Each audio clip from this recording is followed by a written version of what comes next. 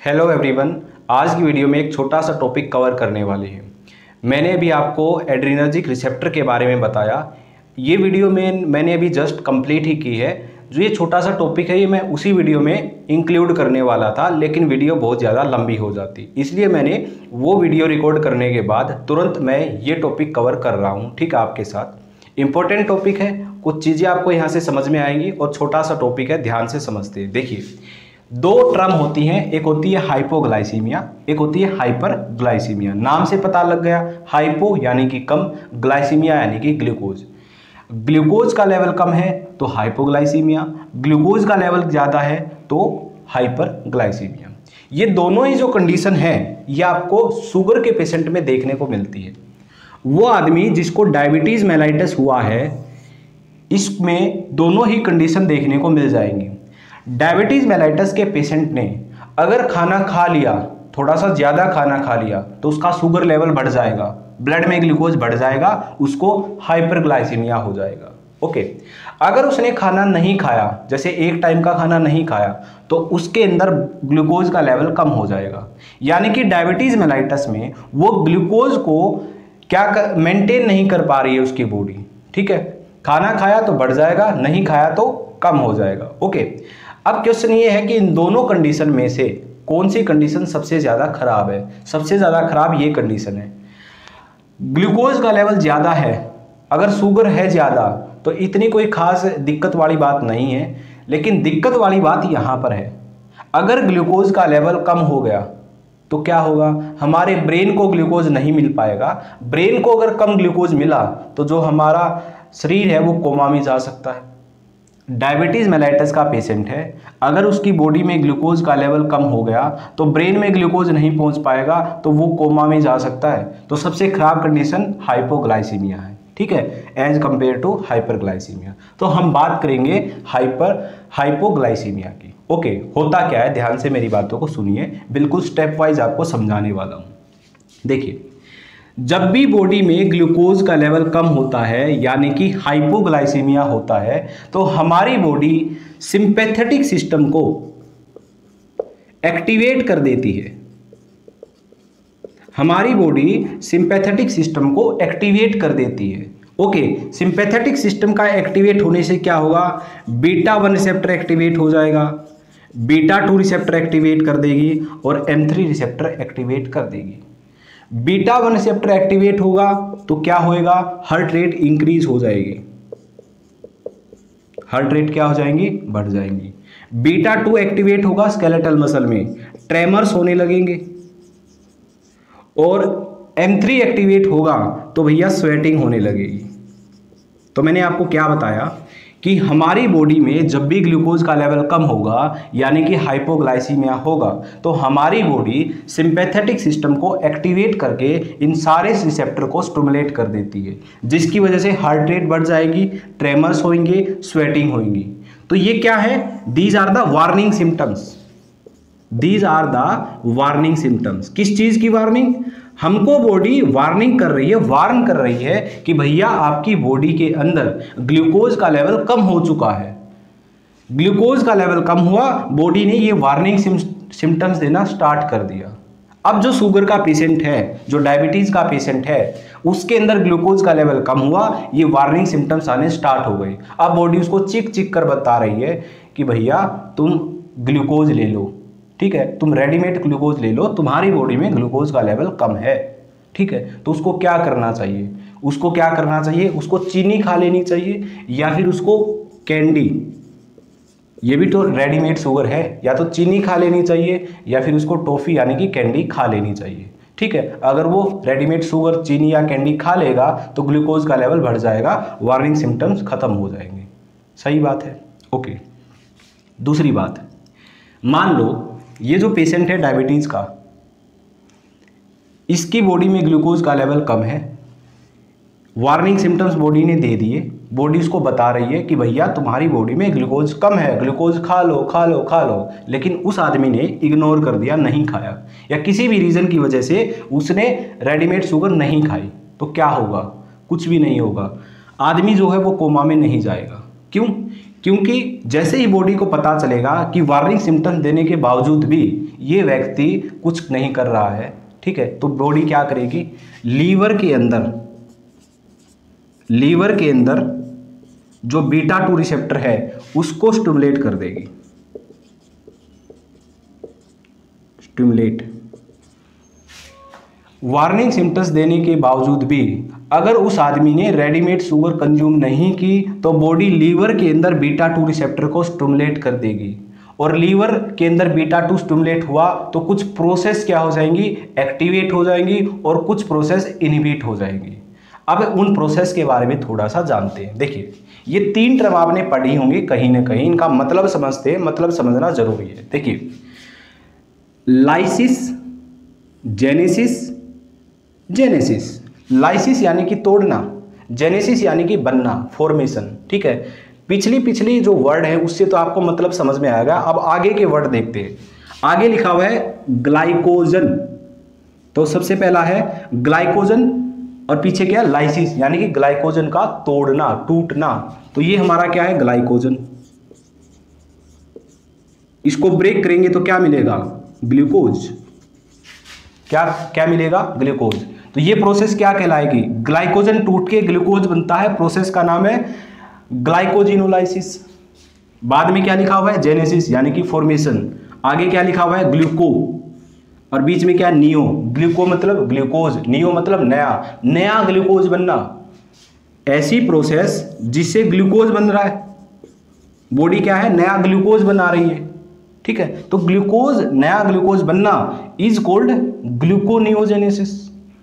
बाद में क्या है, जेनेसिस यानी कि फॉर्मेशन। आगे क्या है, ग्लाइको, है ना, इसको यहां तक रीड कर लो। क्या ये, ग्लाइकोजन, ग्लाइकोजन का बनना। और ग्लाइकोजन बनता कैसे है, टूटता है ऐसे, बनेगा कैसे, इसका उल्टा कर दो, ग्लूकोज से ग्लाइकोजन बनना है, ग्लाइकोजन।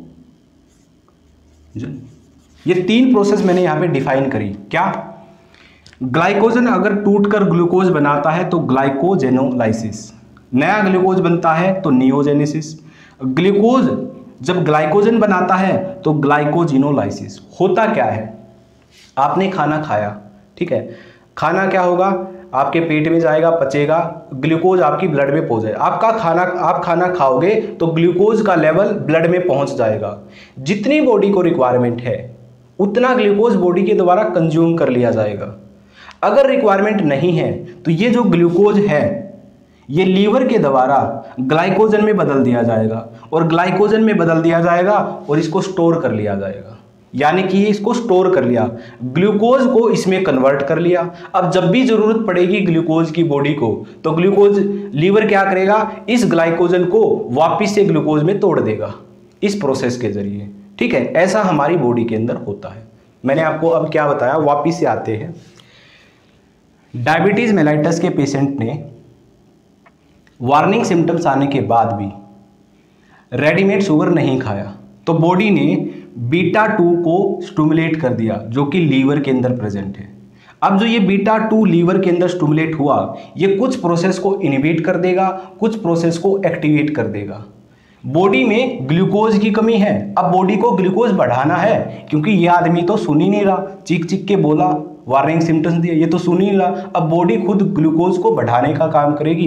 कैसे बढ़ाएगी, ग्लाइकोजन से ग्लूकोज बन रहा है, हमें क्या मिला, ग्लूकोज। तो इस प्रोसेस को एक्टिवेट कर देगी। जितना भी ग्लाइकोजन बॉडी में पड़ा है वो ग्लाइकोजन टूटना स्टार्ट हो जाएगा और ग्लूकोज बन जाएगा, ठीक है। पहली प्रोसेस एक्टिवेट हो जाएगी, ये प्रोसेस, तो ग्लूकोज बनना स्टार्ट हो जाएगा। दूसरी प्रोसेस क्या होगी, नया ग्लूकोज बन रहा है, हमें ग्लूकोज ही चाहिए, तो ये प्रोसेस भी स्टिमुलेट हो जाएगी, ये प्रोसेस भी एक्टिवेट हो जाएगी, जो नया ग्लूकोज है वो भी बनना स्टार्ट हो जाएगा। तीसरी प्रोसेस में क्या हो रहा है, जो ग्लूकोज है वो ग्लाइकोजन में बदल रहा है, हमें तो ग्लूकोज चाहिए, हमें उसको कन्वर्ट नहीं करना है, तो इसको क्या करेंगे, इनहिबिट कर देंगे।